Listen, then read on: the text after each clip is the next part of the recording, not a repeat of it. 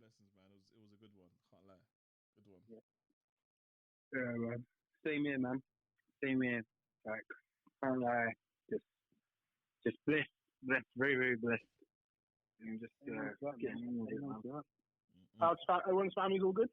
Yeah, man. Family's all good and all that. Family's all good, all blessed and all that. Good health. Shall I just jump in and just intro the thing and then just get it moving? Yeah, let's do it, man. Yeah, man. I was just checking everyone's all right, man. But don't worry. People I know, they sadly lost people in the last, 6 months. So I just thought, just check everyone's all right, man. Don't worry, man, but we're going to get into all of that. All right. Yeah. No Shoes in the House podcast. What's good, people? Oh, we're starting right now? Yeah, why not, man? All right, let's start, man. No Shoes in the House podcast. What's good, people? I'm your host, Eric Lamps. And with me today, I have... Introduce yourselves. Yeah, man. E-man. Yeah, Alex is there as well. Alex is there as well, but actually, I'm gonna rename you guys. It's the vegan E-man and and the Sultan of Baghdad, Sultan of Swagdad, should I say? Alex Khalifa. Yeah. Alex Khalifa, straight from sunny Dubai, living that good up. Okay, we're gonna get into all of that, but I must say, some of the pictures that I saw of Alex, just like, you know, you wear a shirt, 5 buttons down, open chest, hair. It's only right. Man was wearing the silk. Right. You had the silk it's on. Only right. It was only silk, man. Talk that silk talk, my G. that Casablanca, yeah? Casablanca. Is that what you're doing, Alex?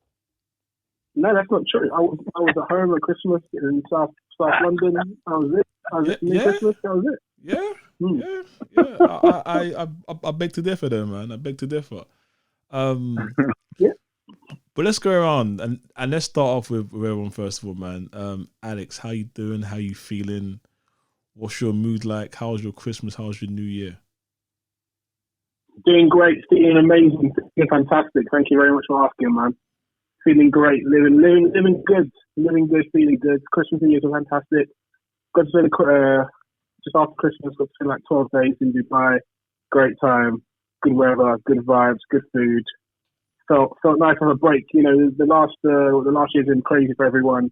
2020 was a bit of a mad one, a bit of a brazy year, especially the last 7-8 months since lockdown started. So to have a little break, to end the year and start the year on a bit of a holiday, vacation, came back feeling rejuvenated. And the first time I probably had the full Christmas holiday off. You know, sometimes you might come back to work on the 3rd or 4th of Jan. Depends on what the day is. I had the full thing off until the 11th, so I had 3 weeks off, and I felt refreshed, felt brand new. Top 2 highlights. So if we get to me, top 2 highlights. No. Pardon? I can't even give you highlights. Oh wow, is that? Did you sign an NDA with Amandem? No, the highlights is just everything. Everything was the highlight. The highlight was just everything. Wow. Living life, enjoying life, having a good post Christmas and a good New Year's Eve and a good 2021 to start off with on vacation. Had a great time.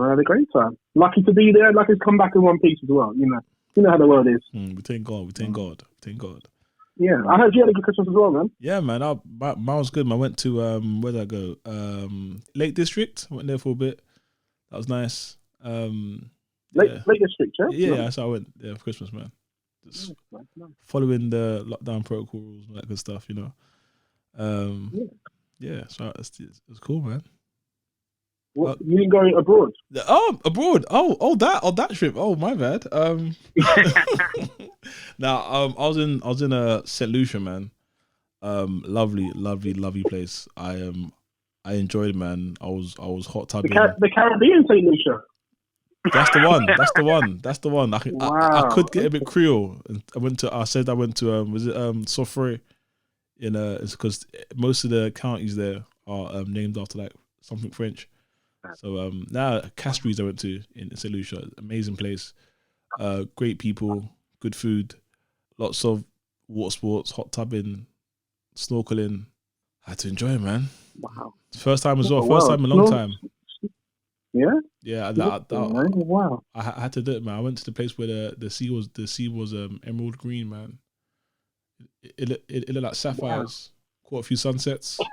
You know.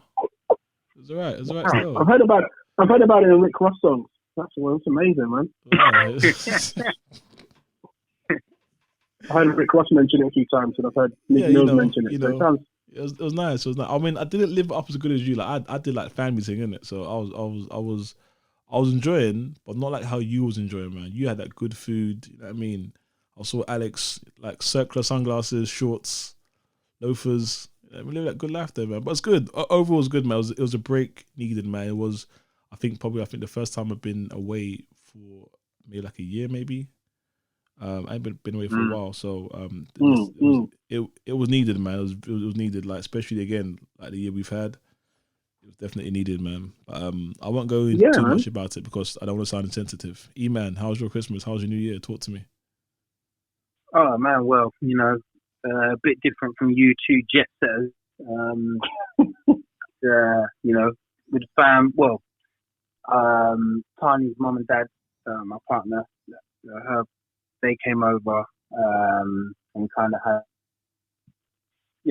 typical Christmas meal, breakfast, dinner, desserts, and it was pretty chill, man. And same for New Year's, kind of. It was weird, isn't it? Like the first sort of New Year's where, for us anyway, where we didn't actively like think, okay, what are we doing? Like we're going there, we're doing this or whatever. It was just kind of like, we're just gonna chill at home, played like some board games, some card games and stuff like that. Just kept it proper simple, man. But it was nice, and it was nice just to be at home and stuff, man. But yeah, just grateful, innit? Grateful that through whatever we've still got, our health and our family or whatever in it. So for real. Yeah, man. Just looking at the positives. Always focusing on the positive side of things, man. Because there's so much negativity in the world. Real talk. Yeah, so just focusing on the positives, really. Just real talk, man. Real talk. That's what it's about, man. Whether you go anywhere, you stay away, you always got to count the blessings, isn't it? Whether you go, you stay, you're chilling, your family, you're solo, wherever it is, man. You got to count the blessings and look at what you're grateful for, man. That's it. You got two choices, man. Count blessings or count money. You know what I'm saying?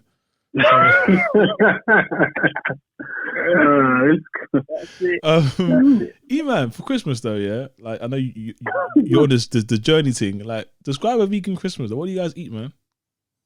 Oh well, we signed up to this sort of food box company called Gusto. Mm-hmm. Okay. So yeah, every week they kind of give you like a couple of recipes. So you get a choice of like four different meals each week, and you can kind of choose it the week before. So they kind of have like a Christmas recipe, and it kind of like sorted us in terms of like the Christmas meal. Like it was just like, they had like all the normal sort of trimmings, Brussels sprouts, vegan gravy, obviously what are they called, stuffing, all that stuff, and we had like fake chicken sort of thing, which was all right. It was all right. It wasn't bad. Nice. But yeah, it pretty much suited us, and then we just got all of the sort of sweet things around it or whatever. But yeah, man, it was different. This is like our second Christmas, vegan Christmas. So yeah, it was definitely different, man. But yeah, no, it was all right. It was all right. Didn't miss no dry turkey or anything like that. And this is what, your second year as a vegan, right? I think, you know what? I think actually at the end of this month it'll probably be my anniversary. Wow. So maybe my third year. Okay. Yeah, my second Christmas, but my third year is at the end of the month. So yeah. Oh man, I'm gonna buy you a hash brown, man. Buy you a hash brown. Just to celebrate, yeah, man. Honest, man, but like big ups to you there, man. Big ups to you on the journey, man. You've done well, man.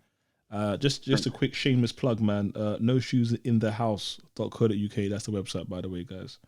Make sure you log on. All the content will all be on there. All that good stuff. And make sure you leave a comment, message, and a voice note if you want to, and I'll get that. All right, should we get right into it, guys? Yeah, man. Yeah, cool.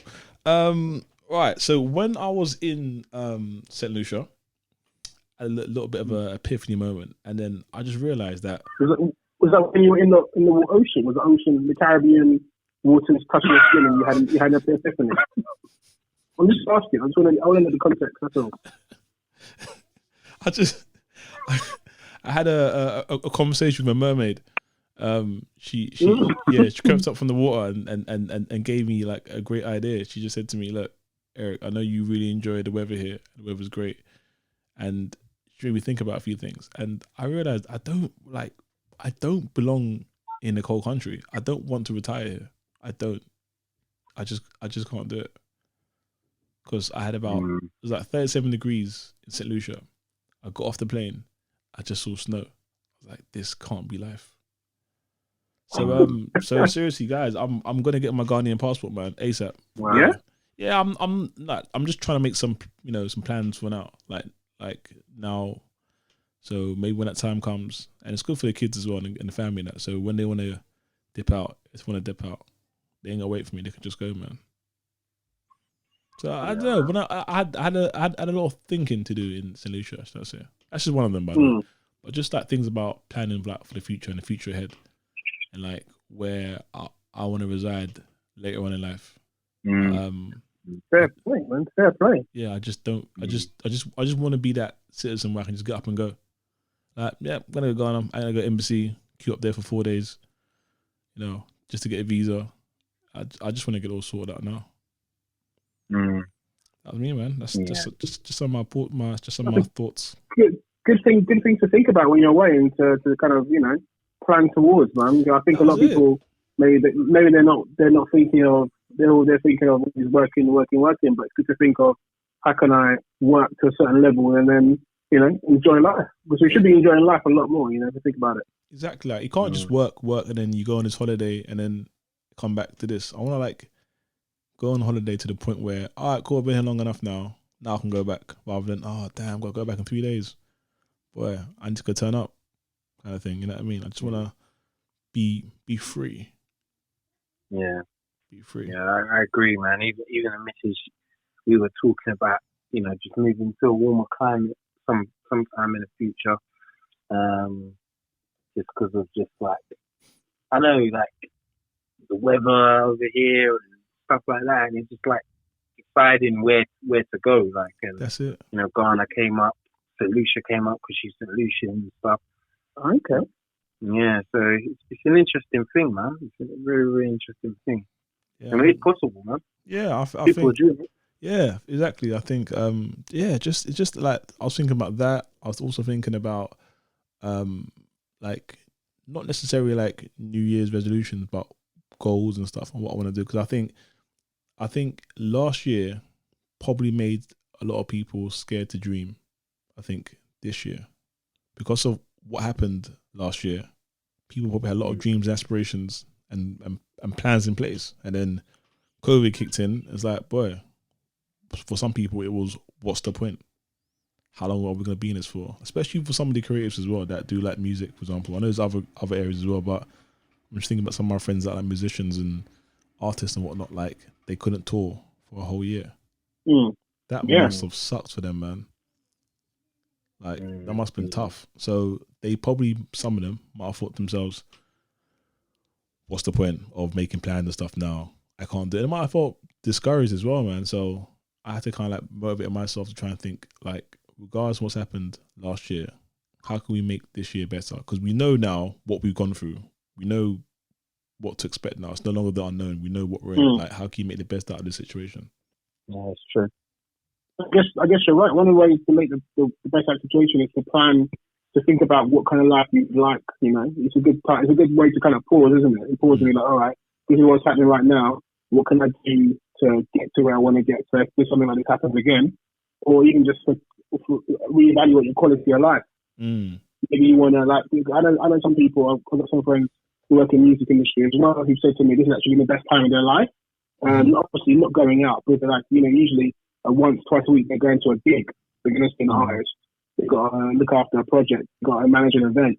But because of this whole COVID and lockdown and quarantine and lack of movement and freedom, they've had chance to cook home cooked meals. Yeah, it's not getting quickly eating take a Tesco sandwich or a pizza, or even if you go to like a restaurant, even if you go to like a Frank and Manca for a pizza before a gig, or you go to a burger place, or you go somewhere nicer, wherever that is, somewhere in Soho, wherever it is, or South Care, wherever you're going to go to. They're like, oh, I'm staying at home and I'm reading more and I'm eating good food. I'm cooking. I'm cutting my onions and making my own stir fry and peppers and stuff. And I'm getting up in the morning and I'm not tired because I've been out till 11:30, 12 o'clock, and then come home at 1, 2 o'clock in the morning and then start again in 6-7 hours time. They're like, oh, I've got up in the morning, I've gone for a run. I've seen the park. I found a park near me. I've gone for this. I've gone for this gym exercise and that kind of thing. So some people actually, I guess it helps you evaluate your quality of life. Maybe you think, okay, like even I think even me, not just based on Eman, he's a big vegan, but one or two other friends, they always actually think like if I had more time, I'd cook more. Because I'm working from home, I've got an excuse to cook more. And I'm like, all right, what are we having for lunch today? What's for dinner today? Kind of thing. And then, you start planning a few meals and that kind of stuff. One of my good friends, he's also saving a lot more money because he's avoiding going out and being social as such, So I guess it gives you a chance to evaluate and think about what you want. So like you're saying about potentially one day moving or retiring or locating in a hotter climate, that's a great opportunity, man. Yeah, man. It's the aim, anyway. It's the aim. You got to put these goals in place. You know what I mean? It's the aim. Not like I'm trying to brag about it. That's the aim. What I would like to do. So that's it. Yeah, I agree with you, Alex, man. Like, this sort of time off has given me more time to like get into this cooking thing, and like, usually when you get in from work, you're just like shattered on whatever. But having a day to kind of like I can kind of put something on at 4:30, and then I know at least 5:30 once I'm done, then at least I can like get down to business and have something cooked by at least 6:30.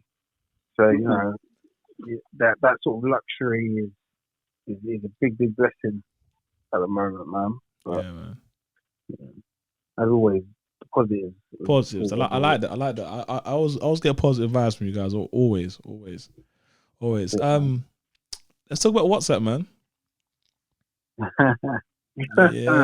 Yeah. Where what's mad is like one of my well, he's kind of like a mate now, but like one of the so obviously I take my son to football on the weekends, and you, while the kids are playing football, you stand with the football dads, and one of the dads who I kind of like came quite close with, he always sends me conspiracy theory shit, man. Like, love that. He don't trust anything, man. He sends me YouTube videos, this, that, and the other, and whatever.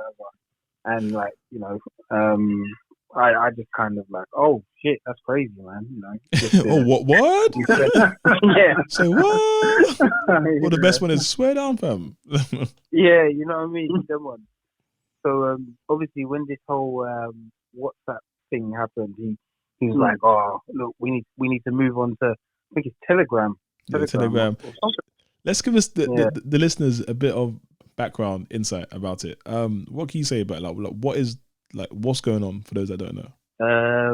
Yeah, well, I'm to be honest with you, I'm not 100% like fully like detailed onto everything, but from my understanding is that the sort of your data privacy in terms of using WhatsApp is going to get stripped back in whatever sense. I'm not too sure, but the biggest or the easiest sort of explanation is if they potentially have the sort of capability to, if you're talking about a certain thing, so if you're talking about pizza, and then you go on to like another app or you go on to a website, they can potentially target you with pizza ads. Yeah. So WhatsApp is owned by Mark Zuckerberg, who owns Facebook, who also owns Instagram, who also owns WhatsApp as well. So now the three of them now can more or less share data amongst themselves. And the talk is that before, where it was like end-to-end encryption of your messages and so forth, if you agree to their new terms and conditions, you are now given a consent to read your messages, read your interests, find out your IP, what phone device you're using, where you're at, your location, so forth, and that data can then be kind of like tracked onto Facebook, and then with Facebook's data, then kind of like target you with ads and so forth if you are on Facebook as well. So they're gonna probably link the two accounts as well together. Massive whole. There's a lot of like, I won't say conspiracy theories, but there's a lot of other things that I've heard, such as that the new terms and conditions, really some of the rules don't apply to the UK. It's only US only. I don't know how true that is, but I don't know what's true and what's fake anymore. So everyone now is running to blimmin' Signal or Telegram.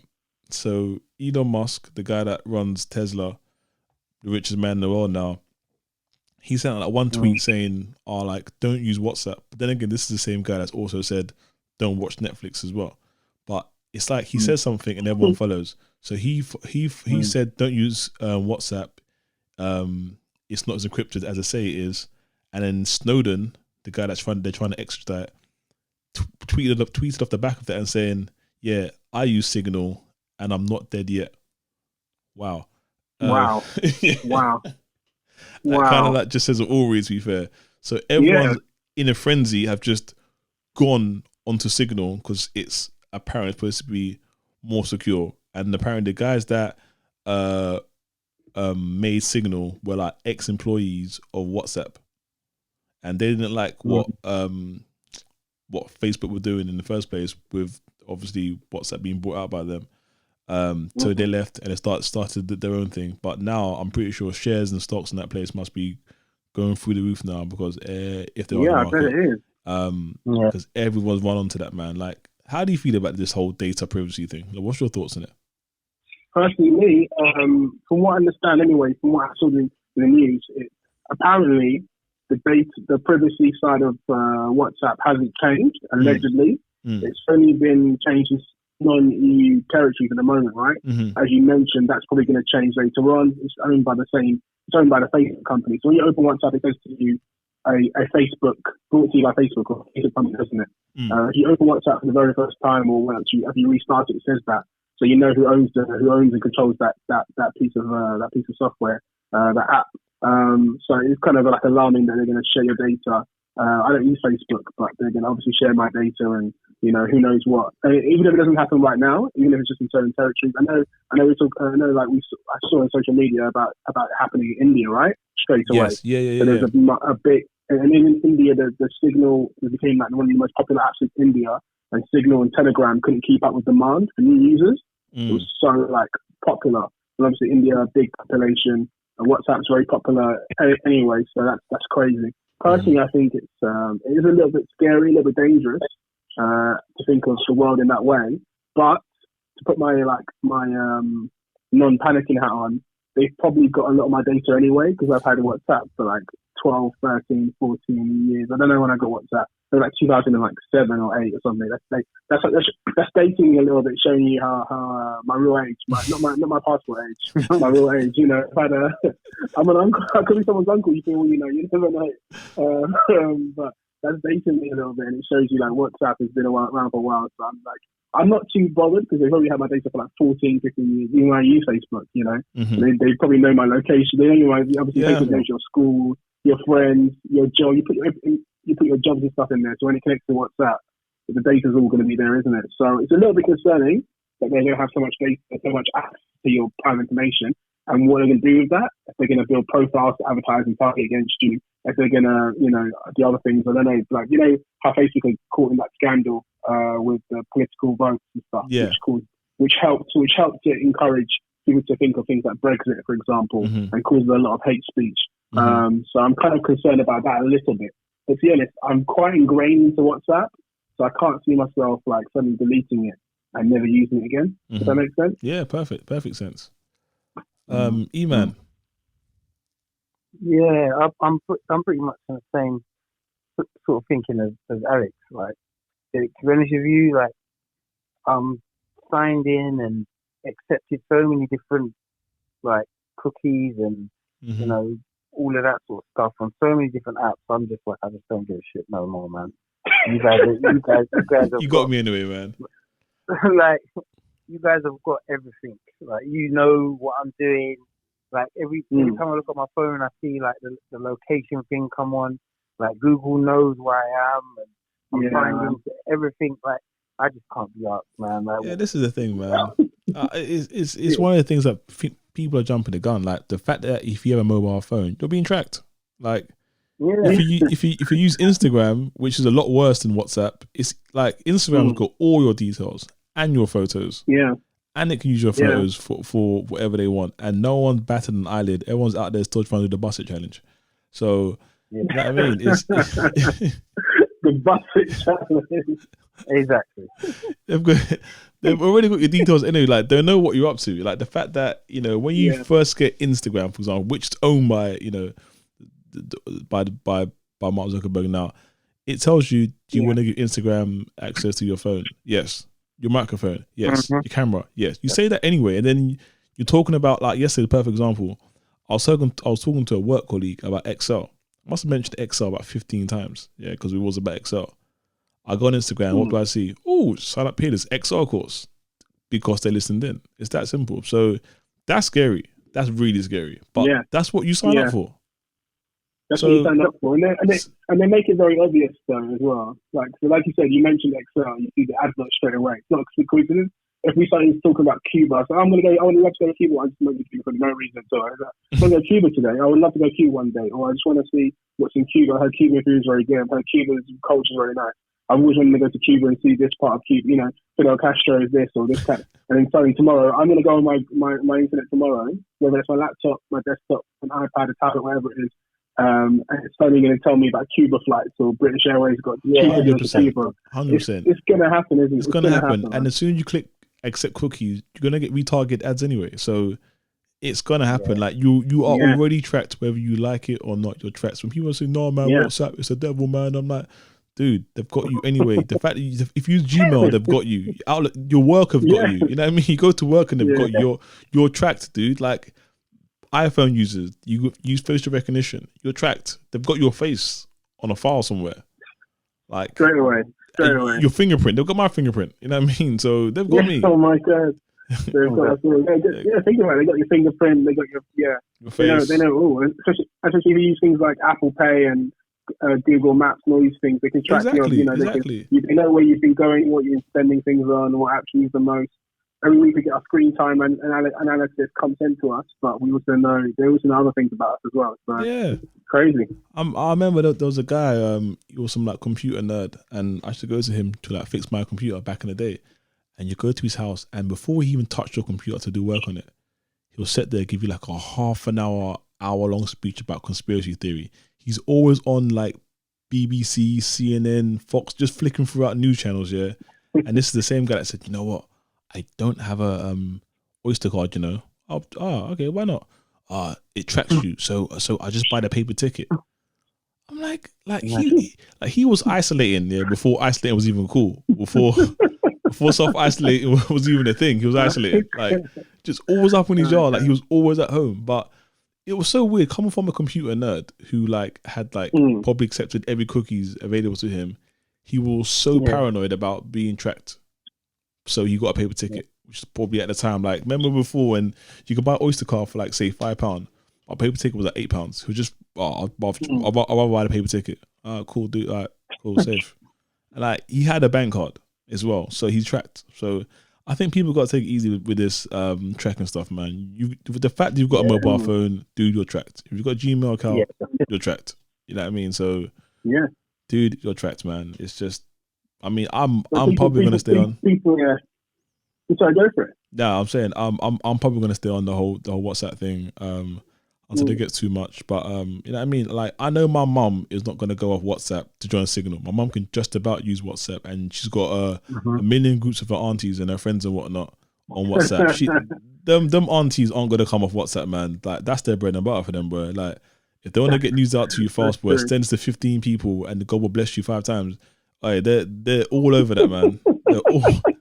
They're probably the biggest users on WhatsApp. You know, the ethnic aunties are keeping WhatsApp going. That's what I'm saying, man. Like those are the heavy users. We're like probably moderate light users. Those are the heavy users. Like when I get a message from my mum and said This has been forwarded multiple times. That's when you know, yeah, they're about that multiple sharing life, man. It's very true, man. It's very true. And people often always say they want to change something or they want to do something, but certain things are quite ingrained into society and culture that will be hard to change. Absolutely. So, I mean, it was hard for some of us to come off BlackBerry Messenger. That was hard for some of us, man. That was hard. But you know, one's like, I've got to take that leap, man. I've got to take that leap. It was hard, man. But it takes time. It takes time. So I don't think people will jump off it as they say it is. Yeah, I'm not gonna tell anyone to stay on or come off, but that's just our opinions, I guess, for it, man. But just to the research, I guess, isn't it? Well, everyone's got stupid research. Yeah, I think that's one of the biggest problems with a lot of people. Even today, I posted like a conspiracy theory sort of pyramid, which just basically details some of the different stages people are at in terms of this whole conspiracy theory thing, ranging from, is Britney Spears kidnapped to, Raw. Is rabbit hole you gone down. Yeah, like is 5G giving us COVID, and is Bill Gates gonna microchip all the vaccines and all of that sort of shit? And I just think, I think with this whole pandemic, like, people have just grown skeptical of everything. Like, everything is just heightened. Everything's heightened. I think staying at home, gone. Yeah, it's not baseless, because there's a lot of stuff that does happen, which does get like brought to light in the future, and people are like, oh shit, yeah, these people actually did plan this. But at the same time, man, people are just wild. Like, I'm sure you know people who said, 5G is giving people COVID and shit like that, man. And it's the same stuff. Like, WhatsApp changing their policy is a way for them to control you and all of this shit, man. So, I'm laughing because we all know people who've said those things, or we've seen those comments, haven't we? That's why I'm laughing. I'm like, I've known people who've said these things. One of my friends, literally the day after the news article, the day of the news article for WhatsApp, he was like, and he posted that, and he's like, look, I've always been saying this for a while. He's always that kind of person who says those theories. Fair enough. I don't agree with them. I don't believe in them. But we all know people who do. And like you said, man, there's so many conspiracy theories, so many points of view in terms of this. Big Brother is watching. The world is not what it seems. Which, to elements, I can kind of agree with some aspects, but maybe not the baseless foundations of some of the lies. It's like, wow, this is interesting. I don't know. I'm not even going to ask questions. I'm like, okay, cool. Nice. No. Don't, if you once you start engaging with that stuff, someone that says it verbally, like, once they know they've got you and you're listening, they're gonna feed you with a whole bunch of stuff. Like, you just have to see, cool, really, okay. Once you start saying, once you give them that, tell me more, done, you're finished. They've got you. They've got you. I mean, some of it, I get some of the logic, but I think also as well, the reason why it's been heightened is the fact that we spent so much time at home, and I think a lot of us are vulnerable to hear anything now. Before, whilst we'll go outside and meet people and see friends and forget about certain things, now we're just listening. Like, it's one of the things now. I think you got to be very, very vigilant about what you let into your spirit, or what you actually listen to, and what you allow yourself to listen to. Like, now more so than ever, because now we're listening, and we're listening to everything. So we, like, if you allow yourself to be fed with something else will come and feed in that other void if it's not there. So you like, just try and fill yourself with like some positivity. Go read some good books, man. Some good healthy books, man. I mean, not everything COVID related. Where there are some other things in life that are going on. I'm just saying. The thing is as well, like, a lot of people sometimes, like, they'll see the headline, like, and then just run with that. Oh my God, they've seen the headline. Oh, this is what it is. And the thing is, if you see a headline, go away and you do like further research into why this headline has happened, or why this headline has come out. Like, say for example, why did they suddenly get a COVID vaccine? Why did it take so quick? Like, da da da da da. Okay, that's the headline, but the reason why, there's a reason behind it being so quick, and the reason why, like, other sort of vaccines take a lot longer to develop. Like, there's a reason for that. Mm. But people kind of jump on the first thing, and then that can kind of put them off. It's just really frustrating. Like, even the missus tried it with me. She's like, "Oh, why haven't they got a vaccine for this, and why haven't they cured this? But they can do like the COVID vaccine so quickly." And it's kind of like, well, if you go away and do the research, you realize when SARS dropped in 2015, the scientists since then basically said, you know what, SARS has really like scared everyone. It's been like a really dangerous, or it could have led to like a pandemic or epidemic or something like that. So we need to put protocols in place to ensure that if something else drops like this, another virus drops like this, we'll be ready. So basically, we're developing a vaccine since then. So, and then once obviously COVID dropped, all they needed to do was just modify that vaccine slightly to ensure that it can kind of beat COVID. And that's the reason why that's kind of been through such a fast process. And in addition to that, vaccines cost money. Like, it costs it's money. funding. A lot of funding involved as well. And obviously, if we've got a global pandemic affecting the whole world, obviously they're going to pump as much money into it as possible. Yeah. You know, to get it sorted, to get the world back on track. So these are some of the reasons. And it's just like frustrating when people just, it's been rushed too quickly. I can't trust it. This, that, and the other. I'm not saying it's 100% effective, but just like do some extra reading before you know you make a statement or make up your mind on something. Sometimes I think. I totally agree, man. I think also as well, going back to our new stuff as well. What I did recently is I took myself every news app I had on my phone, took it off. Because what I kept getting was numbers. Oh, this now numbers are took it off. No, I said no. I don't know. I'm not gonna allow myself to be fed with just like negative news like that and numbers. And yes, I know they're going up. You know what I mean, it's happening. Cool.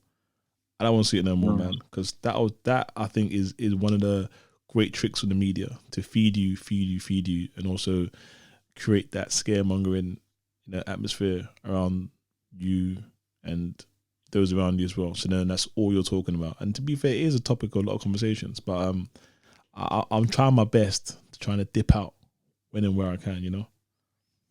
Yeah. Basically, all you can do is try your best, man. That's it. That is it, man. Segue onto that. Trying your best. That is a famous footballer out here doing bits right about now. I'm going to give him GOAT status right about now because he is doing a fantastic job. I got put onto this from Eamon, one of your tweets actually, about the great Marcus Rashford and what he's doing, man. He's doing a lot, man, for society, right, man. He is a proper humanitarian, boy. What the initiative he's got with the schools and the free school meals, I think that's fantastic. But I saw a tweet actually from both of you guys, actually, these guys, about the package of what these kids were actually getting. Do you want to speak about that in a bit more detail? I think like with what Rashford is doing, it's just like it's mad to say, but it's just someone who's experienced it and has a lot of empathy. I think that's one thing that a lot of people in our sort of government or our leaders or whatever, that's one thing and they maybe have other priorities over empathy.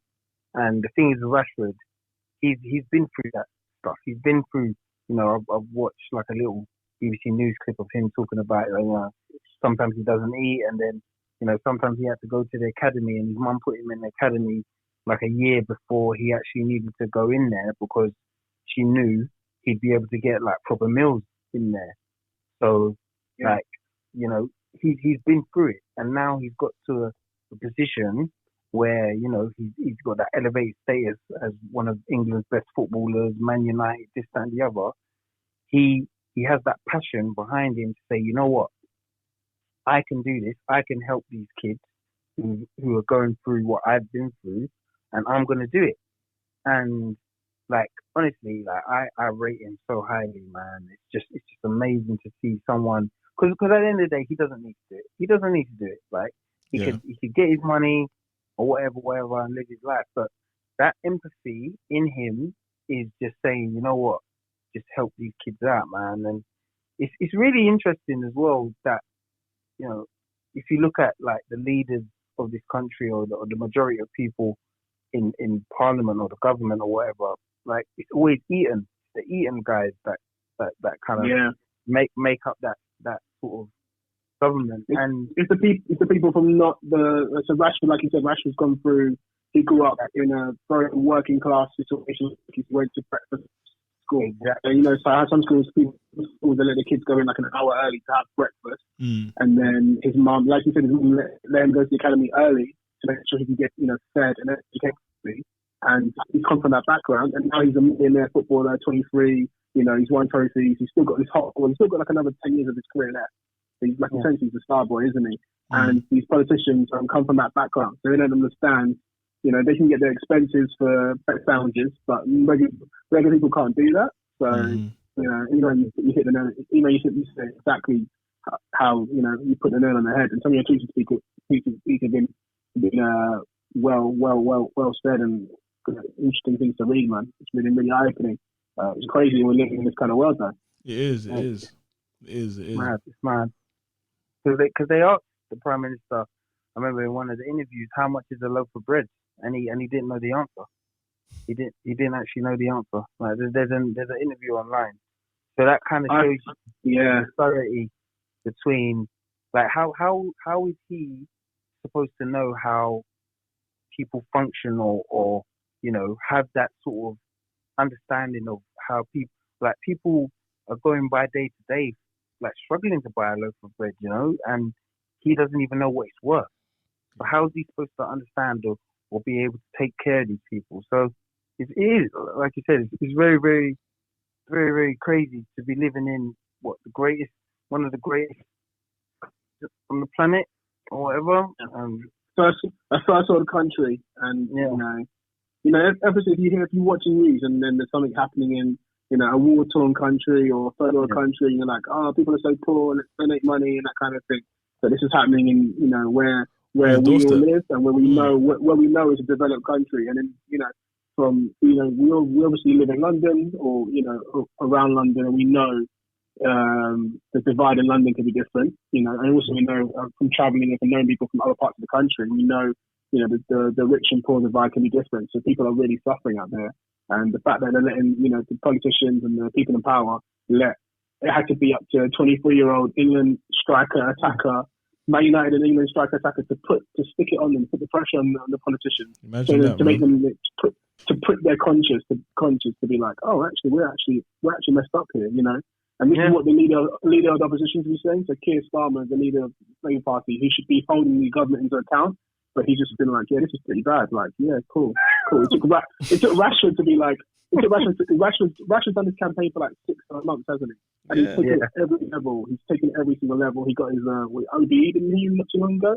Wow. Yeah. He got an OB for charity and stuff. And he's like, oh, I'm tweeting, I've got a game in an hour, but quickly, guys, can you make sure we do this? And I'm going to send this, and please retweet you if you're in a business that can provide school meals for kids. So let us know. Tweet, retweet. He's created a whole he's giving people who haven't got a voice. That's what I'm saying, man. That's amazing. So powerful. Like, even I saw one tweet, it's like, yeah, I just got off the phone with the Prime Minister. Don't worry, we've sorted it. We sorted it. I'm like, can you imagine, like, calling out the Prime Minister on speed dial? Like, but don't worry, I'm patting it still. Yeah, it's cool. Don't worry, it's calm, fam. It's done. You know what I mean? I got it covered. It's calm. He's got, like, we need to protect that boy. Protect Marcus Rashford, man. Because even, I can't remember I think it might have been like, say, summertime. He had a deal with like Papa John's. I think it was Marcus Rashford anyway. He had a deal with Papa John's where if you're like a family and some holidays and you're finding it hard to feed your kids, Papa John's would give out free pizzas to families. I don't know. I think another initiative that he did. I was like, this guy's got it on lock though, man. Like he's doing more than the government did. like in the last say 2 years for people, you know, that may feel neglected and don't have the money. That well, the government they in the majority they voted against it, didn't they? Yeah, they did, and then he turned it around. Can you imagine? Oh, can we have some money, please? Because we kind of a bit far, you know, we don't have money. Nah. Yeah, they voted against it. Nah, that's that's so savage. The second, I think the social secretary and I can't remember. The health secretary. Health secretary and social secretary were like they voted no, but then when they're interviewed, they're saying this is very important to us, but you voted no against it. Why didn't you vote yes or against it? And they can see your vote. And then when they put up the records of also what they do and in their constituencies and how things are going, you know, the places are a mess, but they're still saying, oh yeah, Rashford's doing a great job. And even didn't Matt Hancock say about 6-7 months ago, no, more than that, at the start of the lockdown and the pandemic, that footballers should do more for society. Oh my God. He was trying to call footballers and sports stars into account, especially footballers, because they get paid a lot and they're easy target. But now the footballer is turning it on them with support from other people. They don't like it. They don't like it when it's the spotlight's on them to not stick up to the right people. I can't remember who it was, but one of these politicians, they were saying that, you know, you footballers get a lot of money, you should start sacrificing some of your wages. So, excuse me, like, they worked hard for that. Don't point the finger at them.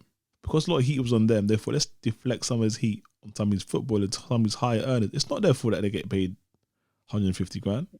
Honestly, it's not. That's just my opinion. It's not their fault. Like, that's the kind of profession there is. Like, you know, if you're going to be a CEO of a company, if the average wage for a CEO is like, say, I don't know, 3 million, then it's not your fault you got paid 3 million. That's the bracket of money that you get if you're in that position. It's just what it is. Unfortunately, exactly. Not unfortunately, but fortunately, shall I say? It's not their responsibility either. Exactly. That's the government's responsibility to be looking into those matters. But one thing I think with the Rashford stuff as well, you know, obviously he's focused on the sort of food thing at the moment. But it'll be interesting in the future if he decides to kind of branch that out. Like, what if he decides to, you know, I don't know, suitable housing or, you know, it's got so much legs, like education, homes, you know, like you know, we all know that. Just say there's a new flats, you know, there's like new flats in development. You know, there's like a certain percentage have to go to like council, ex-local authority kind of homes. I believe. Okay, yeah. Affordable housing, right? Yeah, that's it. Affordable housing. That's probably the right word. Yeah. I wouldn't be surprised if he gets involved in one of those initiatives as well and be like, you know what, rather than say, you know, 20% of these homes have to go for affordable housing, let's do like, say, 50, half. That'd be interesting. That'd be interesting. But the only thing that might stop it is just say you got like, say, a new build coming up in like, say, High Street Kent. No one is gonna want, you know, people from a certain background in those blocks of flowers. They will veto that, man, ASAP. Very, very interesting. I'm telling you. Yeah. I just hope they just don't do him in once he starts. Because obviously they're going to try it. You know how. Yeah.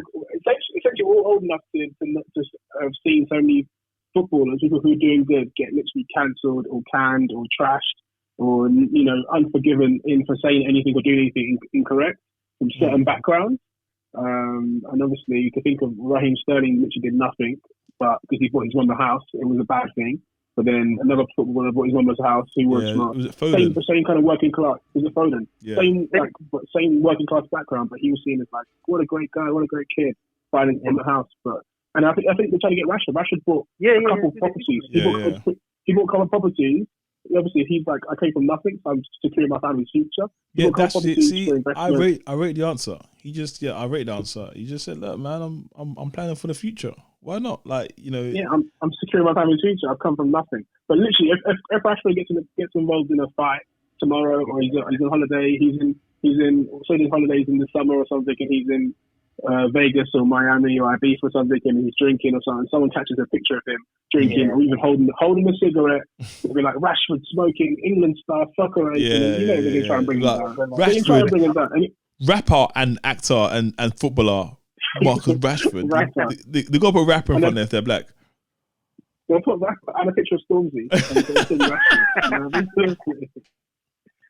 has to be Stormzy's picture because we got to use a black guy like Stormzy, and they've been like Stormzy. I mean Rashford, and then they'll probably use someone like one of them OSD boys. Or Digga D. Yeah, Digga D. Oh my God. And if it gets with any domestic issues, police are called to the house at 10 p.m. where Rashford and his girlfriend, partner, or whatever, were arguing. And so, they're always going to sources say. They never tell you who the sources are. Sources say, and then they're just trying to bring it down. Yeah, sources say, but no one knows. And no one knows the truth. It's a similar situation when the story with, was it Foden and Greenwood went on England duty? Like, Foden came back unscathed, little slap in the wrist. Greenwood got it, man. He was in the doghouse for a while, bro. Yeah, he was, man. He was. And he was the one with a girlfriend and kids, isn't he? Yeah, that's Foden. Yeah. Foden, yeah. Yeah, but he was like frozen out of the Man United team for a bit. Still frozen out of the England team, I think, as well. But I think Foden's back in the fold. Man. Yeah. Strange times, man. Strange times. Yeah, we already know. We already know. But, the fact that he's even getting involved and he's sticking on the politicians and those in power to make these changes, because obviously some of the people believe, they not even believe, just don't care. He's making them care, which is amazing. So that's great. He's raising a spotlight. The people who didn't even know the story, I didn't know the full extent. Now I know. I'm like, wow, this is actually, I can't have this kind of thing. So maybe people can, email their local MPs or look out for these opportunities for people who need to know about food banks and food banks know about these deals and try and help them. Yeah, for real, man. It's good to know that in the midst of all what's going on, there's some people out there, some good hearts, man. Just that those are the positive stories that I like to hear. Yeah, 100%, man. 100%, man. Because, like I said, they're so. You know what? Like I was saying before we even started this, I was saying, look, man, sometimes you just gotta find things to laugh at, man. Like my thing on Twitter, I just anything that's hilarious, man, I gotta laugh at it, man. Because there's just so much negative shit, man. You just gotta like any opportunity you see something and it cracks you up, man. Have a laugh, man, because we've got to balance this shit out, man. You have to. I think that technique of deleting the news app off your phone, I think that's a great technique, man. Whatever works for you. For me, that's the thing. Yeah, it's whatever. Yeah, I know emails on Twitter hard. Yeah, I love it. Jump onto speaking on social media, Clubhouse. Any of you guys on Clubhouse? Well, technically, yes. I literally downloaded it the other day, but I've only listened to a couple. Like I've only been in a few rooms. I literally just set it up like a few days ago, and I've literally avoided it for a while because a few of my friends joined in, started talking about it, and I was like not really interested. So I was like, oh, no, it's not really for me. I think after talking to one of my friends who uses it more for networking, she's randomly actually I bumped into her in Dubai. Not bumped into her. Oh really? I said I'm in Dubai. Let's have a chat, and we went for a drink with group of friends, and we were just chatting. And she's telling me how she's using it. She's kind of a freelancer in the creative industry, so she's using it more to meet people, freelance, and connect, and kind of grow her network, almost like a Clubhouse. Obviously, it's a voice. LinkedIn, social voice kind of application, almost like a group of podcasts. People having chat. Yeah, you can be invited to different rooms and start your own rooms. She started her own room where she's kind of having chats with people and getting people to host things and host meetings and share ideas and share different ways of working. And she's using it more kind of like you said, like LinkedIn, and also just to connect with people she's worked with before but not seen for a while and in the same kind of industry. So, and after talking to her, I was like, actually, I want to download it and use it. And I like to know what the latest kind of, the latest social media platform is. Platform, yeah. Where I don't have to use it. I can just download it, give it a few weeks, try it out, and then I'll be like, oh, it's not for me, or I use it very rarely, kind of thing. So I downloaded it literally the other day, and I've been in a few rooms, and it seems quite interesting so far. I've avoided all the scandals. I always see the scandalous things being mentioned on Twitter, and I'm like, let me leave this alone. All these scandals, my heart rate can't take it, man. My heart rate can't take it. There's too much. It's too much, man. It's too much. No. Nah, I see a lot of crazy topics being discussed on there, man. A lot of crazy topics. it's very wild. I'm on it. I've jumped on about 4 times though. I mean, for me personally, I don't think I'm there yet. Like it can take up a lot of your time. And just one of the rooms I went to, I think it was like, because my friend that invited me was in it, so I jumped in, and it was like, is Clubhouse taking over your life? I was like, let me just hear what some people are saying. It's like confession stories, like, on my lunch break, I just have it on for my whole hour on my lunch break. And I was like, why? In my head, I was like, why would you want to just sit on the phone and just talk to a bunch of random strangers that you don't really know, with nothing like it? But it was nothing edifying, shall I say? It was just people waffling. If I want to waffle, I'll talk to my friends, to like my friends. You know what I mean? If I'm gonna do that, but to jump, and the thing is, everyone thinks they're like, I don't know, Key Stage 2 TED talker. They're just they're trying to execute the words properly. You're not even Key Stage 3, Key Stage 2. You know? Wow. They go in there. There's a lot of. I've only been in like 4 different rooms, and there's 1 or 2 of them. There's a lot of expertise given. I haven't checked the credentials, but I'm sure, I don't want to. Yeah. I'm not here to call anyone a liar, but I can see what you mean. There's a lot of people giving talking about being experts in certain fields, right? Yeah, like some of them, like, oh, I'm a public figure. You hear them speak, and they're like, no, but wait, I don't think that's fair for you to say that. I don't think it's right. I'm like just chill, man. Chill. Just chill, man. Just chill. Like, everyone think that they're politically correct. I think there was someone was actually, to be fair, this was the room that I was in, and then another room. Sorry, I was in my second time I was using it. So the room was like, new music. So I popped in the room. My friend invited and said, I'll come in. You like music? Cool, come in. I was like, cool. So they were playing music. And then they're like, oh, Eric, how you doing? Hi, I'm fine. You got any new music that you're listening to? I said, yeah, at the moment I think I'm listening to Pasaloo, My Family. That's just a song I had like just recently. So I played it. For me, it's a tune. Yeah. And then I played it I told them to play it. Someone's like, it's not really the mood for the room right now. I'm like, you just asked me my opinion on new music at the time, or like, sorry, like what I'm listening to. And I told him, and he said that it's the wrong opinion. It's the wrong opinion. I'm like, so why did you ask me then? And then someone played a song. Someone was like, this song I'm listening to right now. I can't remember what it was, but it's on the same vibes as what's it? Is it T.I. Major 9? Is that name? T.I. Major 9. Well, basically it was like a slow jam kind of song, like it just chill. And they're like, oh, I love that song. I'm like, so you guys were just playing R&B basically, and I play this, and it's not, I'm out. But I was in the room for another like 5 more minutes. So I was like, you know what, guys, I'm out, man. It just wasn't for me, because there's always one person in that room that's just upset. And I realized if I want to have a chat, unless it's like edifying or I'm listening, or it's about something that I'm genuinely interested in with some cool people on the panel, miss me with the rest of them, man, personally. But yeah, it's weird, man. It's a very, very weird place. But also just like look at the model and stuff. It kind of reminds me of these kind of things will probably eliminate TED Talk. Not eliminate, but if rather than wait for a TED Talk to be uploaded, or this person speaking and wait for it, this person might already be on Clubhouse already, giving a talk already, and he's there every Monday without fail. So those kind of things are great. Like I went to one and it was about property and investing. Now I'm no expert, but I'm interested. Yeah. You know what I mean? So so they're on there giving us a few gems about, someone was like, look, I work for this channel, and giving like their life story, their background story, like how they got to where they got to, talking about angel investors. Someone was like, well, what if I want to flip a house? What's your best way of going about that? And then they were just dropping gems. I was like, yes, this is what it's good for. Like, if you want, things like that, that's what I'm here for. I'm here for the gems. I'm here for the jewels.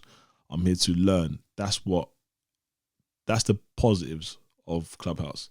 But This is there a are positive to have though, because I guess there's also a lack of, not a lack of, but sometimes in general communication, and I guess learning is a great thing to learn. There's a lack of sometimes resources, right, to pick something up, and people to break things down in a way you can digest. So that's quite a good way to do it. Yeah. Yeah. And if you follow those people, you can probably like get them in the room by themselves and talk to them on a 1-to-1 if they don't mind talking to you. So it's a bit of a weird one, really, man. But yeah, it's a good model. I'm not quite sure how long. I think it'll be around for a while, personally. They've got a soft launch at the moment where it's only on iOS. Yeah. I think once Android drops, it's going to be a wrap, I reckon, personally. Yeah. Yeah, I think so. I think, but I don't. I think what they've done clever, because probably trying to keep server rates low, and I mean, it's not, the platform is capable of handling iOS users for now. But once you get Android as well, you practically got a large part of the globe potential. Yeah. On one server, and yeah, that's just gonna crash, especially when it's just audio. Like with Twitter, it's fine because it's just words, and words don't take a lot of, like, say, it's like millibytes probably. But when you got voice, that's a lot. That's a lot for server to hold, man. Everyone knows when you got, like, say, a WhatsApp call with multiple people on a video call, it's not that powerful, man. It's hard.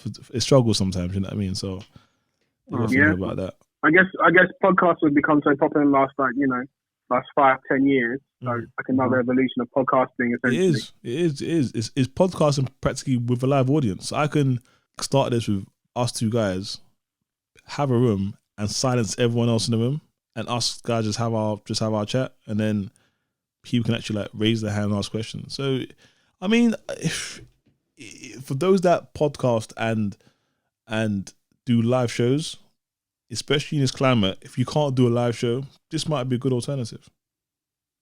Like, our guys are going to be in Clubhouse at 8 p.m. That's an interesting idea, actually. Yeah. At 8 p.m, come through, pull up. You know what I mean? You can do that, and people can interact as well. And you've got moderators in the room as well. So if anyone is talking spicy, you can just block them, or like send them back down. You know what I mean? It's interesting. It's interesting stuff. I'm gonna try and use it a lot more in the next few weeks. Not only even just access the app, check out what people are saying. A few of my friends on there have sent me a few things to check out. Something like, oh, we'll let you know when this is going on. We'll let you know this is going on. Different talks. Some about, like, whether it's music or just entertainment or just random conversations and topics. So and some of it is like learning stuff. So I kind of want to see the entertainment element of it. But also the things where you can actually pick something up and educate yourself, or you just connect with new people. You know? Yeah, I mean, don't get me wrong. I'm pretty sure the crud at times might be funny. Like, you know what I mean? I'm not gonna say it's all about seriousness. There will be some times when I might go in there and just, you know what I mean, I'm there for the bands and the bands only. But I am more interested in the gems and being close to some of these guys, experts in areas that I'm having interest in. Because some things I'm interested in, but I have no idea. But I'm just trying to learn So you rather hear about investments and venture capitalists instead? Standard, you don't man. want to hear about you don't want to hear about who should pay for the first date debate. No, I don't want to hear about that. I don't want to hear about a Bussett challenge. Who Laurie Harvey's dating now. You know what I mean? I don't want to, but then again, that is interesting though, because speaking of Laurie Harvey, her man, she's the GOAT as well though, man, because her Mandem record is strong. But what I like about it, she's not claiming any of his men. She's never actually come out and said, "Yeah, I'm dating so and so." Let her know. No one actually, or no one that I know has actually heard her talk. Like, I've not heard her talk. She's just, I wouldn't be surprised if, like, whoever she dates, she signs the NDA. Like, look, if we date or do whatever, you can't say a word, because the man that are allegedly seeing her, they've not said a word after. Yeah, hello.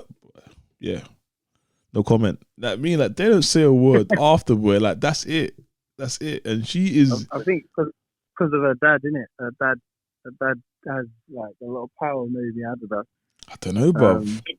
Her dad, Stevie. But she's like, who's been her men so far? She's had allegedly. Diddy's son. Future. Who? Yeah, Future. Diddy. Supply.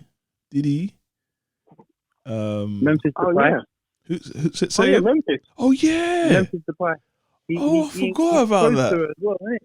Oh, He's sugar. close to her. And he got a tat of her on. He tatted her name on him. Oh my god, you're right. I forgot all about that, man. Put your name on it, someone know what's real. So, Yeah. wow, I forgot all about. My favorite Drake song, man. I forgot all about that. You know, she did. Yeah. So Memphis. Well, she's clearly a very engaging young woman. She's living her best life. Oh mate, her PR game is strong. It's so strong because she's created this facade of like, who is she? Who is she? And she never not once said, "That's my man." Say less, innit? Say less. Say less. It's a good lesson in today's age. It's a good lesson if you want to talk the most. Sometimes maybe say less and, you know, Like, the thing is, we don't even hear of her even breaking up. It's just a new man. Bro. She's actually officially said, we're no longer seeing each other. It's just, yeah, she's with Michael B. Jordan now. All right, cool. Yeah, I knew it was done between them two because Future was doing mad subtweeting. Like he was talking about, I'm gonna get my millions. I don't need no girl and all of this sort of stuff. No Future. The guy's a very depressed guy, man. So when he was subtweeting, I was like, them two are definitely over. And next thing you know, she's with Michael B. Jordan, man. But yeah, man, I'm happy for her. I'm happy for her, man. Just live your life, innit? Do what you need to do, boy. Look here, she's got 2.9 million followers. Yeah. And what does she do? We don't know. We don't know. But I mean, yeah, we don't know. That's about, man. But in someone did. I saw a good tweet. I don't know who tweeted it, but I remember seeing it during the week, the last 7-8 days. Someone tweeted, if it was a man, if the roles were reversed, would people be in uproar?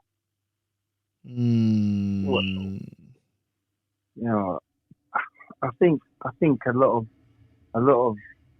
that's the one thing with social media which is a little bit annoying, man. It's just there are a lot of mad people out there, innit? Like me personally, as a man, as a black man, I just don't give a shit, man. She can do whatever she wants. Bro, it's not bringing me no money. It's not bringing me no money to hate on her. Like I'm not hating on her at all. Yeah. She is about her business. She's about her bag. Yeah. Live your life, my G. Like live. Yeah, exactly. But what people do on Twitter is if one man says, "Oh, why is she doing that? Why is she getting passed around?" Then people on Twitter will generalize and say, "Oh, look, men are hating on her or this, that, and the other, man."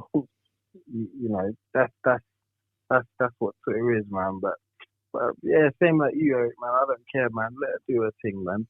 I was only intrigued when it was P Diddy after his son. I was like, okay, that's interesting. That's interesting. I was like, okay. When it comes to like family events, you're like, oh, meet my dad. we what's getting on there is dad then thinking, wow, my son smashed it.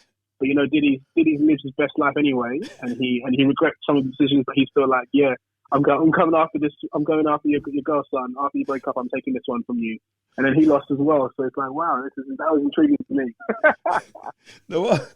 I mean, the vision that I have is like, you know, imagine all there in the Diddy mansion, and then like he's sitting there. Oh, where's Laurie going? Oh, damn, man, we split up, man. Oh, really? Word? You split up? Yeah, man. Yeah, just wasn't working. Oh, that's a shame, man. It's a shame.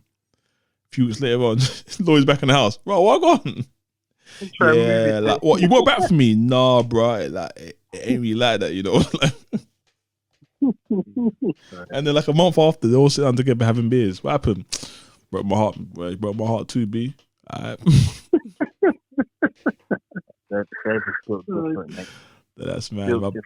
But big ups to her, man. She living her best life out there, man. I'm not mad about that at all, man. To the fullest. Trust me, man.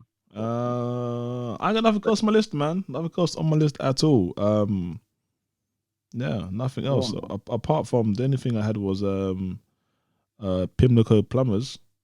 Their new policy now is no jab, no job. So if you want to work for Pimlico Plumbers and you want to get a job there, you have to get vaccinated before you get a job. Which I find interesting. Yeah, which I find interesting. Like, could this be the way forward for, like, you know, you might want to get a job up in Google or Apple or whatever. I don't know. I'm just throwing out random names out here. And they say, yeah, cool, you got a job. Oh, thanks, man, I got a job. You know, this is the bag, your benefits and that kind of stuff. Oh, but there's one caveat. Okay, what's that? You got to get that vaccine, man. How do you feel about that? You know what? Look, I'm a very, very logical person. And me, logically, it makes sense. If you've got someone who's going to be going around from house to house, from site to site, from place to place, there's a chance that this person is going to pick up this virus, which can in turn hurt your business, because obviously they're going to have to go off and isolate once they catch the virus, right? And then obviously they can't be spreading it to your customers. So them getting a vaccine makes sense logically to me. But then obviously on the human rights sort of side of things, it is a bit mad. But, you know, I think that if the virus works, if the vaccine works, I just think, yeah, man, we're going to have to get to a point where everyone's just going to have to pop that thing, and so we can just get the ball rolling again. You know, like, and these, we've already seen, like, what was it? I think it was it not Thomas Cook? Maybe it was Ryanair.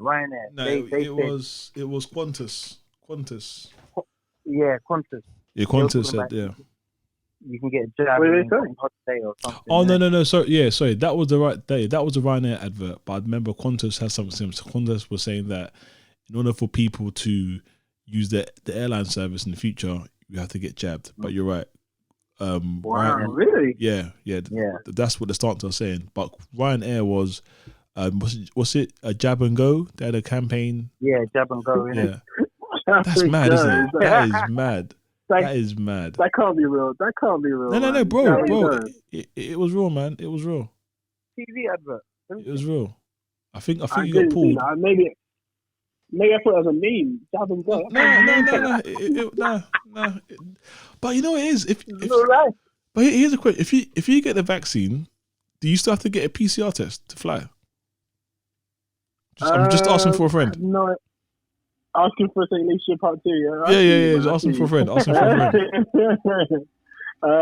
have no idea, because the rules are quite unclear, right?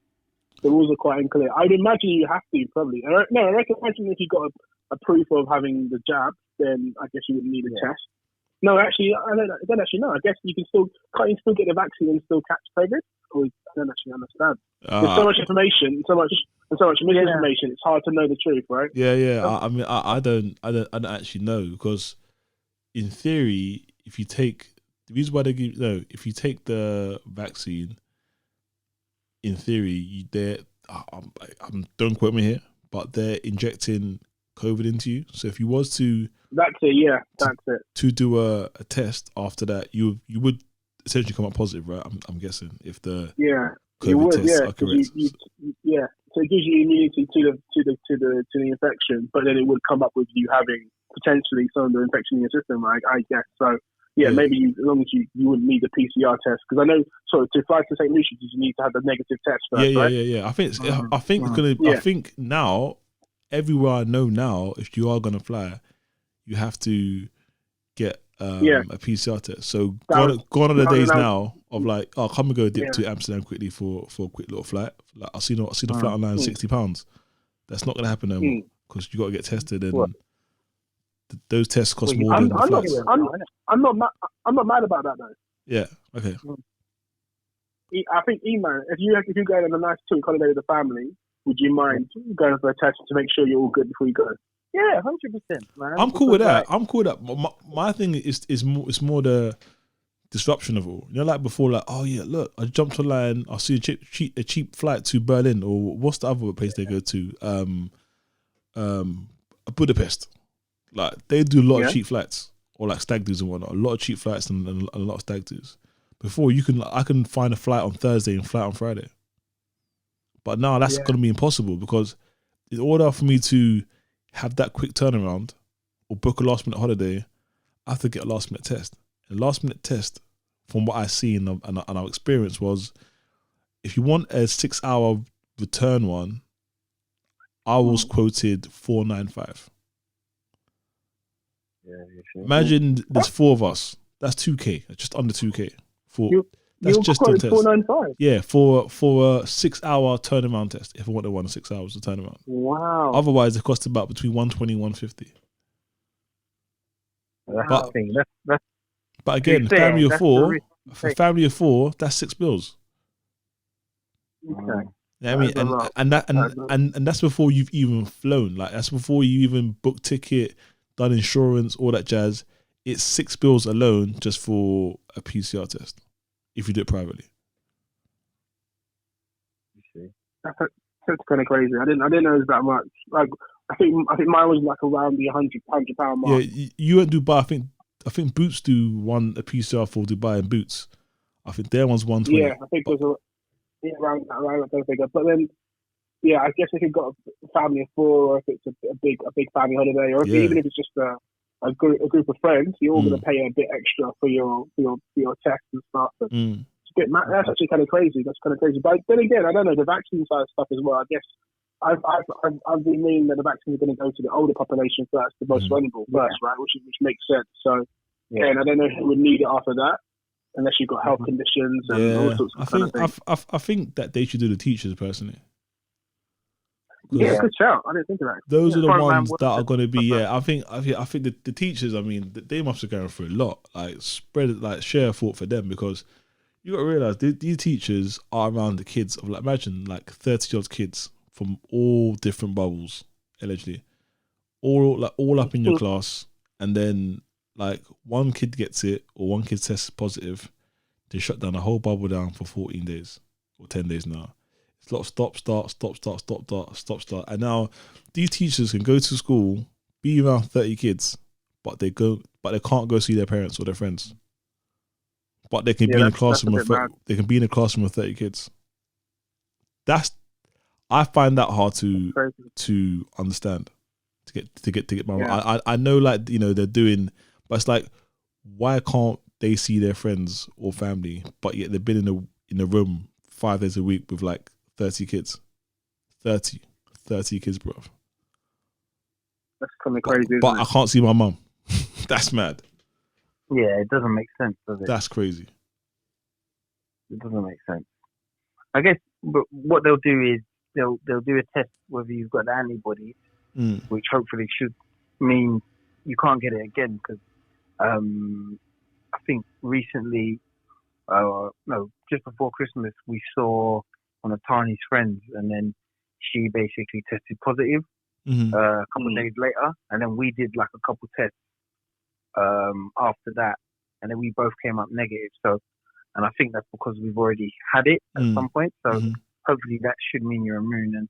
But yeah, definitely teachers. I did speak to Tani's mum, and she said in February she's around 60 plus. I think she said in February she got a notification saying that she's going to be getting her vaccine or whatever. So yeah, it's just getting those vulnerable people or those people on the front line, getting them sorted first, man. And hopefully numbers just start dipping down, and we can have a lit summer or a lit spring or something, man. Because I'm trying to live like Alex, man, on his Instagram. Yeah, I was trying to say anything. I was trying to say anything, man, but you know what? We all know when someone humbly says, "Yeah, I'm trying to say enough." Yes, when you know Alex lived. I saw Alex taking pictures out in the dunes, top off. You know what I mean? Just living that. Mate. Yeah, I'm just like. You gotta live life, man. You gotta live life. Come on, we all work too hard. I work hard. I'm not harming anyone. I'm making sure I'm taking the right precautions. Obviously, I was out there even on holiday. I was impressed by the country itself. Yeah, explain that actually, because I saw some of your tweets and stuff, like how Dubai were some of the operations that they've got in place. Explain about that, please. From what I saw, when I went to one or two when you go to one or two nice restaurants and stuff, the staff have got the mask on. They're telling you to stand on a certain side, or if even once or twice, I think I had my mask not off, but like you might just put it down a little bit. I was talking to my girlfriend. I put my mask on for a second just to say something. And I was in a hotel like lobby waiting for two of my girlfriend's friends. And the security guy was like, "Sir, please put your mask on, keep your mask on at all times." And I was like, "Oh, sorry, I just wasn't thinking. I was just having a quick chat." I thought she couldn't hear what I was saying with my mask on. I took it off for a second indoors, and then the guy was like, "Please put your mask on." I was impressed by these kind of little. Yeah, they were making sure they try to make sure they were on it. I'm not saying can't pretend like they were on it all the time, but a lot more. I've been to Costa Coffee here in South London, or I've been to McDonald's, or I've been to like local places to pick up food, or even grocery, even Tesco's and Sainsbury's, and people do not care, people to see people care in that kind of environment, where the whole environment is around tourism and foreign people living and working in the country. I was just impressed because I was like, damn. Even now, this week, what is it? This second week of Jan, second, third week of Jan, there's these laws about, making sure people have masks on. The supermarket's saying you must have a mask to come in. Yeah, well, other countries, Sainsbury's, right? Other countries have been doing that for 7-8 months. Yeah. So we've only just closed the borders today. The borders. Yeah. I think some of that border stuff was weird. The border stuff is because I remember landing in Dubai and I had my certificate of PCR negative test. And they were asking everyone, and if you didn't have it, they would give you a test there and then. Oh wow! Wow. And I was like, oh, and they were like, and as he fell, I think he got quarantined. They arranged for you to quarantine, or they asked you for your hotel details to make sure you stay in your hotel. I don't know if they can enforce it, right. But I'm assuming they're taking it more like even if it's just to scare you into making sure you got the right details, right? Mm-hmm. Like it's to make you act in the correct way. But I don't know. I remember when it was one of the lockdowns. So someone I can't remember who it was. If it was one of our group of friends, or someone was saying their family member or someone they knew from abroad was coming back to the UK from somewhere, and literally they walk through security. They walk through, just check your passport. There's no questions about COVID, no temperature checks. It was just like it's harder to get into a taxi, or harder to get into some shops or some restaurants than it is to come and to walk into the country without being checked out for these things. So yeah, it's true. Yeah, it's all a bit mad. It's true. Yeah, like when I got off the plane, nothing. But when I was at St. Lucia, I had to get temperature checked, sanitize my hands, ask some questions. I had to show the PCR test. Again, I jumped in the taxi. Again, it was COVID certified taxi. You should only get a COVID certified taxi. I could only go to COVID certified restaurants. Everywhere on the street, everyone was wearing like face masks. If you didn't have a face mask, they had these so-called COVID wardens as well. So if you didn't have your face mask, to give you they'll be like, yeah, where's your face mask? Like interrogate you kind of thing, or like keep your face mask on, but everyone had one on. Like even just walking around the street, your mask was on. The only time you can take your face mask off is if you sat down at a restaurant, for what I know of, like taxis, buses, or your face mask is on all the time. All the time. So that's why when I like that. So do I. I think they had about I'm guessing about 8 cases of death. 8. And they had about wow. The whole solution, and they had about maybe like 300 cases. Now you can there's a bit of a caveat in that as well, because you think, okay, maybe they might not have as many test centers to test, but at least from that, at least from those numbers that that they've got, I'm pretty sure they'll be able to do autopsies to find out if it was COVID or not. You know what I mean? Like they would for those that did that. But yeah, just everyone just lives a safer life. Yeah, we could have definitely learned a lot. We could have definitely learned a lot. Hear from St. Lucia, because I know the country relies a lot on tourism. It's great to hear that they're trying to take it seriously, and the taxi situation, and then like having even wardens. I know it sounds a bit mad, but at least you can feel comfortable there. Of course. Yeah. I think with here there's a balancing act between tourism here, like getting the people in here so we can boost the economy, or shut down the borders. That's, I think, the conflict these people had. Like, should we shut the borders or should we shut down COVID? And I think for them it was more. It was more of a money thing. Like let's get some money. Like let's get the economy going. You know what I mean? I think they've noticed like they shut Dubai first, the Dubai corridor first, because I think they probably thought themselves, hanging now, there's too many Brits here dipping out of Britain, going to Dubai and spending the hard-earned British pound somewhere else. Yeah. Let's bring these guys back, shut the borders, and stop these guys from spending money in the UAE. Did you see that the flight from England to Dubai was the busiest flight in the world? Look at that. I saw that, yeah. Look at that. Look at that. I know they sat there and clenched their. You know that Arnold meme when you got that clenched fist. Yeah. Yeah. No, Arthur. Yeah, they probably sat there and thought, these guys, man, just a joke. But that's what I got on my docket, man. That's what I got. Yeah, that's all good, man. That's all good. The bottom line is everyone's got to stay safe somehow. Not stay safe, just stay mentally okay. safe, mentally sane. Yeah, don't believe half of all what you hear. Exactly. Yeah. Yeah, that's it. Just positive energy, man. Yeah.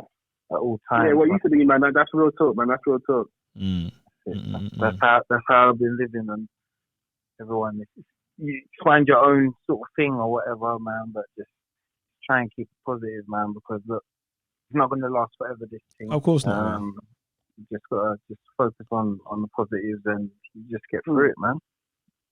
Yeah, and that's why I'm glad the Basket Challenge has brought a smile to Eric's face. I'm glad it made you smile, Eric. I haven't seen it. I don't know what it is. But from what you told me, it sounds interesting, man. It sounds interesting. What would you describe it as? How do you explain it? I don't know what it is. Oh, the Basket Challenge. Oh, the Basket Challenge. Oh, basically, yeah. I mean, I can show you better than I can tell you.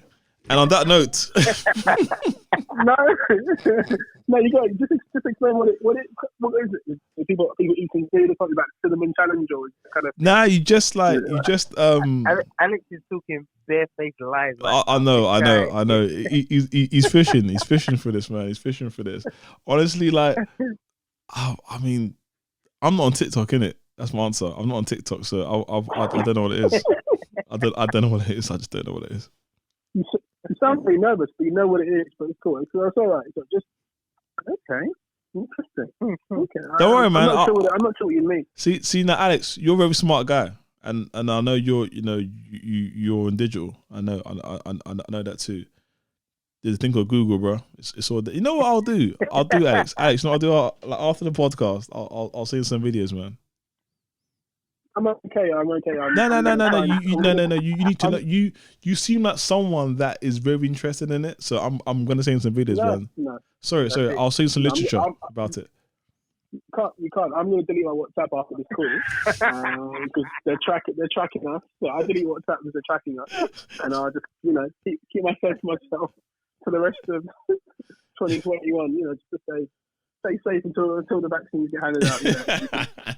We can link up. We can link up, my G. Link up. Yeah, man. I mean, I can't wait so I can stop doing like these podcasts. I want to like be with the man, them. You know what I mean? And just feel the vibes. You know what I mean? But we'll get there, though, man. We'll get there. All right, then, my G's. Thank you very much, man, for your time. As always, nothing but love and peace to you and your family. Yeah, thank you. Thank you for as always, man. Thank you very much, man. This is the No Shoes in the House podcast. Make sure you like, comment, subscribe, leave a comment, and all that good stuff. And follow the socials, man, as well, man. So, Alex, E-Man, anything you want to say? Thank you very much, mate. Thank you, Eric, very much, man. Thank you for having me on. Definitely do it again another time, man. Always good to talk to you and bring up this last few weeks' topics. Good start to the year, my guy. Mm-hmm. I'm glad Tanisha was good. Mm-hmm. Yeah, man.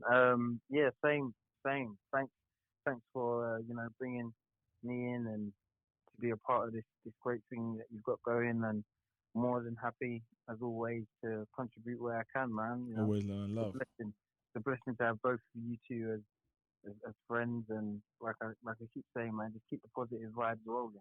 Love, man. Again, man, Happy New Year, man, for you guys. Happy New Year to those listening. Happy New Year, man. As well, man. And may this year be your best year ever with peace, prosperity, blessings, and favor, and all that good stuff, man. Guys, it's been great, guys. Thank you. Good stuff, mate. Brilliant. Take care, guys. All right, man. Peace. Bless up.